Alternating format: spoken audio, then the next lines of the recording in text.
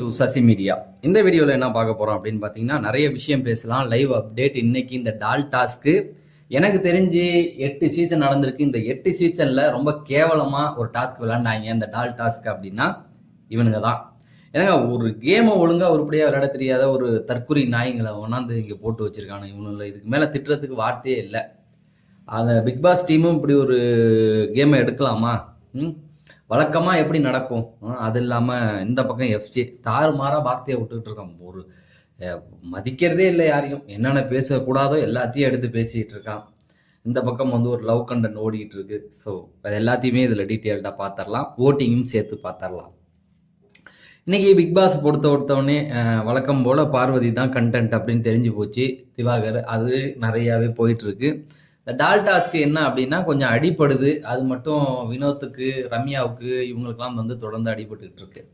இந்த பிரச்சனையை முதல்ல பார்க்கறதுக்கு முன்னாடி இந்த டால் டாஸ்க்கு எப்படி கொண்டு வந்துடுறாங்க அப்படின்னா, ஃபோட்டோ எடுத்துகிட்டு போய் நம்ம உள்ளே வைக்கணும். யாருக்கு உள்ளே போலையோ அவங்க வெளில போனால் அவுட்டு. அப்போ எல்லாம் என்ன பண்ணுவோம், நம்மளுடைய பொம்மையை எடுத்துகிட்டு போய் வச்சு விளையாடுறதுக்கு ட்ரை பண்ணுவோம். அதானே 7 சீசனு 8 சீசனு. இவனுக்கு என்ன பண்ணுறானுங்க, பிக் பாஸ் ஸ்மால் பாஸை வந்து டார்கெட் பண்ணி விளாட்றானுங்க. அவ்வளோதான். அதாவது அந்த வீட்டை டார்கெட் பண்ணும் உனக்கு அதிகாரம் வேணும்னா யார் போறீங்கன்னு கேட்கறதுக்கு ஒரு பைய கை தூக்க மாட்டான். நான் இங்கே தான் இருப்பேன்றான். ரைட்டா? அப்படி இருக்கும் பொழுது அந்த வீட்டில் உள்ளவங்களை பற்றி நீ ஏன் பொறாமப்படுற? ஒன்றை போகிறதுக்கு கேட்குறாங்க, நீ போக வேண்டியது தானே. அதை போக மாட்டுறானுங்க. இப்படியே தான் ஏட்டிக்கு புட்டி பண்ணிக்கிட்டு இருக்கானுங்க. அடுத்து இந்த பக்கம் பார்த்தீங்க அப்படின்னா, அந்த வீட்டை கெடுத்து வைக்கிறது யாருன்னா கனி தாங்க, வேற யாருமே கிடையாது. கனி தான் இந்த அன்பு கேங் மாதிரி உருவாக்கி இவனுங்க எல்லாரையுமே வந்து என்னன்னா பாசமாக பேசி பேசி அவனுங்க எல்லாருமே கண்ட்ரோலில் வச்சுருக்காங்க. முக்கியமாக எஃப்சி எல்லாருமே கண்ட்ரோலில் வச்சுட்டு அவனுங்க சமாதானம் போனால் கூட, சமாதானம் ஆகணும்னு போனால் கூட சமாதானம் ஆகவே விடலை. அந்த அளவுக்கு கேவலமாக விளையாண்டுட்டு இருக்காங்க. இந்த வாரம் அவங்க முகத்திரை கிழிஞ்சிருச்சு. லைவில் பார்த்தவனுக்கு தெரியும். ஒரு விஷயம் சமாதானமாக போனால் விடாமல் என்ன பண்ணுறாங்க, அங்கேருந்து வந்து நான் இந்த டீம் பிக் பாஸ் டீமுடைய நன்மைக்காக பண்ணுறேன்றாங்க. இதுக்கு மேலே என்ன பண்ண முடியும்? பட் அதெல்லாம் உடையும் 50 நாளுக்கு அப்புறம். ஆனால் இதில் இன்னும் ஒரு என்னன்னா, அந்த டால் டாஸ்க் என்ன பண்ணாங்கன்னா, ஃபர்ஸ்ட் ரவுண்டு போச்சு. ஃபர்ஸ்ட் ரவுண்டில் வந்து கெமியை அனுப்பணும் அப்படிங்கிறது தான் அந்த ஒரு விஷயமே. அதுக்கு முன்னாடி நடந்து கேன்சல் பண்ணி விட்டாங்க. அவன் அடிக்கிறானு, கண்ணா பண்ணான்னு மேலே உழுவுறான், பொண்ணுங்க மேலே உழுவுறானுங்க, ட்ரெஸ்ஸை பிடிச்சி இழுக்கிறானுங்க, உதைக்கிறானுங்க, கெட்ட வார்த்தை. இந்த எஃப்ஜியை வந்து போன வாரமே விஜய் சேதுபதி வந்து வார்னிங் கொடுத்துருக்கணும்.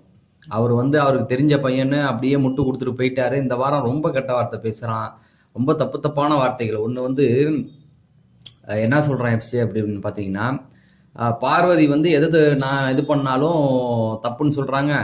இப்போ அவங்க சாப்பிட்டு வந்திருக்காங்க, நான் போய் இந்த கேமில் அவங்கள பிடிச்சேன்னா டக்குன்னு வாந்தி கீந்தி எடுத்துட்டா எஃப்ஜிஏ வேலை தான் நான் வாந்தி எடுத்தேன்னு சொல்லுவாங்கன்றான். அது எவ்வளோ பெரிய வார்த்தை, அது நீங்களே யோசிச்சு பாருங்கள். லைவில் இதை பேசுகிறாங்க. கனி சிரிக்கிறாங்க, சபரி சிரிக்கிறான். கனி வந்து வயசில் எவ்வளோ பெரியவங்க. இந்த வார்த்தையை அவன் சொல்கிறான், நான் போய் தொட்டனால தான் வாந்தி எடுத்தேன்னு சொல்லிட்டு அப்புறம் நானும் தான் வாந்திக்கு காரணம்னு சொல்லிடுவாங்கங்கிறாங்க. எவ்வளோ கேவலமாக அந்த எஃப்சியை விளாண்டுக்கிட்டு இருக்கான். இதெல்லாம் வந்து அவர் விட்டு கொடுத்துட்டு போனதோடைய விளைவு எவ்வளோ பெருசாக இருக்குது பாருங்கள். இந்த பக்கம் லவ் கண்டென்ட் சொல்லி ஆதிரையோட, எப்பா ஆதிரை யார் தெரியுங்களா? பேசக்கூடாதுன்னு இருந்தேன், சொல்கிறேன் பாருங்கள். ஆதிரை வந்து 7வது சீசனில் பூர்ணிமா இருந்தாங்கல்ல, பூர்ணிமா அவர்களுடைய ஃப்ரெண்டு. அந்த சீசனில் என்ன நடந்ததோ அதை அப்படியே ட்ரை பண்ணுறாங்கங்க. அந்த லவ் கண்டென்ட் அப்படியே ஓடிக்கிட்டு இருக்கு. தனியாக ரூம் எடுத்து நம்ம வெளியில் தங்கலாம் ஆச்சு, அந்த டிஸ்கஷன்லாம் போயிட்டு இருக்குது. ரொம்ப கேவலமான விஷயங்கள்லாம் லைவில் அவனும் அப்டேட் பண்ணிக்கிட்டே இருக்கானுங்க. அதை இப்போ சோஷியல் மீடியாலலாம் போயிட்டு இருக்கு ட்ரெண்டிங்கில்.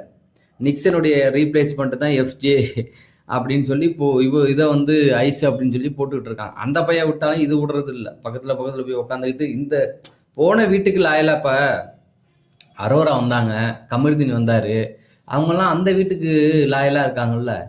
இது ஓடி போய் எஃப்ஜே ஃபோட்டோ ஆதிரை வந்து எடுத்து வைக்குது. இதுக்கு ஆதிரைக்கு வந்து வெளியில் ஓட்டு போடுறாங்க.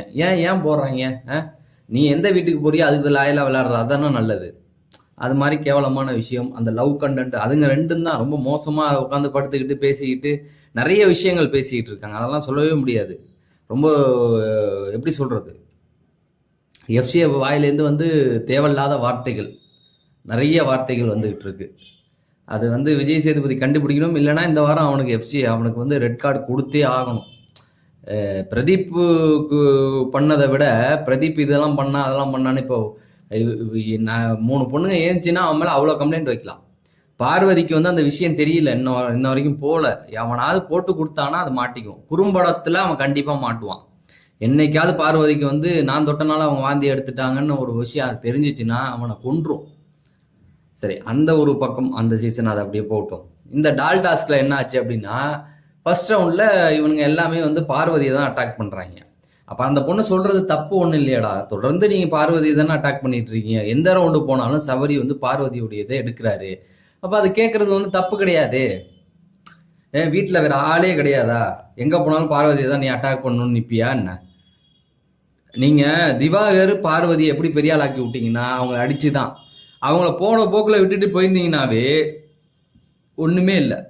ஆனா சபரியை சும்மா சொல்லக்கூடாது. சபரியும் அவரும் பேசிட்டு இருக்கும்போது பார்வதியும் அங்கேருந்து வந்து எஃப்ஜே உள்ள வந்து கலாய்க்க ஆரம்பிச்சான். ஒரே வார்த்தையில் அடிச்சாரு. தவிர எனக்கு அவங்களுக்கும் பிரச்சனை என்ன, அவங்க கிண்டல் பண்ணாங்க, நான் அவங்களுக்கு நீ எதுக்கு வரன்னு அடிச்சாரு.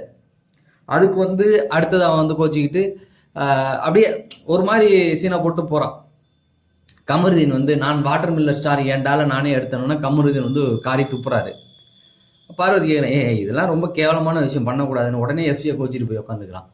எப்படி அவன் வந்து சபரி சொன்னார்ல நாங்கள் பேசிக்கும் போது நீ குறுக்க வராதுன்னு, அப்போ கமருதீனும் வாட்டர் மில்லர்னு பேசும்போது ஏன் பார்வதி உள்ளே வராங்க, நான் கேம் ஆட மாட்டேன்டி லூசு பையில, அதுவும் இதுவும் ஒன்னாடா, சொன்னது சம்மந்தப்பட்ட ஆள் சொன்னாங்கடா, நீ போய் யார்கிட்ட நீ கிண்டல் பண்ண, சம்மந்தமே இல்லாத 3வது ஒரு சண்டையில நீ உள்ள போன.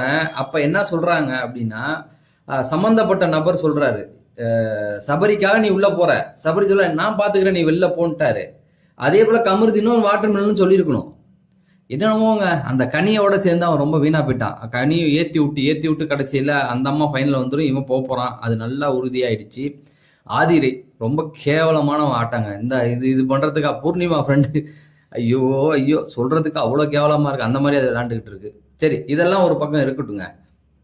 இந்த டாட் டாஸ்க்ல ஃபர்ஸ்ட் எடுத்து வச்சுட்டு கெமியை விடலை, டீல் பேசுறாங்க. அடுத்து பிக் பாஸ் டீம் என்ன, அடுத்த வாட்டி நாங்க எடுத்து ஏதாவது விட்டோம்னா நீங்க விட்டு கொடுக்கணும்னாங்க. அது அதுங்களுக்கு புரியல.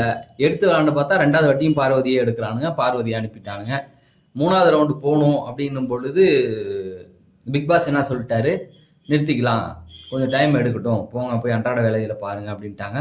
ஓட்டிங்ல இவனை அடிச்ச அடியில பார்வதி 3வது இடத்துக்கு வந்துட்டாங்க. திவாகர் வந்து முதல் இடத்துக்கு வந்துட்டாரு. இவரோட சபரியோடைய 2வது இடத்துல இருந்தாரு. சபரியோடைய 2000 ஓட்டுகள் அதிகம் வாங்கி முன்னாடி போயிட்டாரு. பார்வதி 3வது இடத்துக்கு வந்துட்டாங்க. 4வது இடத்துல இருந்து 3வது இடத்துக்கு வந்துட்டாங்க. கடைசியில அப்சரா வந்துட்டாங்க. எஃப்ஜேவும் கெமியும் வந்து டேஞ்சர் பொசிஷன்ல தான் இருக்காங்க மாறி மாறி. ஆனா அப்சரா ஏதாவது ஒரு விஷயம் நல்லது பண்ணிட்டாங்கன்னா அவனை 2 பேரும் அடிவாங்க. இன்னைக்கு எபிசோடு பார்த்த உடனே நாரிடும். எபிசோடு பார்த்த உடனே அப்சராவுக்கு ஓட்டை போட்டு விட்டு அவங்க 2 பேரையும் கீழே இறக்கிடுவாங்க. அப்படிதான் அதுதான் நடக்க போகுது. ஸோ தொடர்ந்து ரொம்ப டால் டாஸ்கே இப்படி விளையாண்டானுங்க அப்படின்னா ஒண்ணுமே பண்ண முடியாதுங்க. அவன் இதை காப்பாத்திக்கிட்டு விளையாடுறவான்னு பார்த்தா என்னென்னமோ பண்ணிட்டு இருக்காங்க. பிக் பாஸ் கெஞ்சிராரு, டேய் இந்த மாதிரி திருட்டு கேம் ஆடாதீங்கடா, மக்கள் உங்களுக்கு இன்ட்ரெஸ்டா இருக்காது, பிக் பாஸ் பார்க்குறவனுக்கு இன்ட்ரெஸ்டா இருக்காதுடா அப்படின்னு. சரி, அதெல்லாம் அடுத்தடுத்து பார்ப்போம். நீங்க வந்து சப்ஸ்கிரைப் பண்ணா சப்ஸ்கிரைப் பண்ணிடுங்க. அந்த வீடியோ லைக் பண்ணா இன்னும் 2 பேருக்கு போயிடும். அதுக்கு தான் இவ்வளவு நேரம் புலம்பிக்கிட்டு இருந்தேன். ஒரு 2 லைக்கை போட்டு விட்டீங்களான்னு இன்னொரு 4 பேருக்கு இது போய் சேரும். மக்களே லைக்கை போட்டு விடுங்க அப்படின்னு சொல்லி நான் விடைபெறேன். நன்றி, வணக்கம்.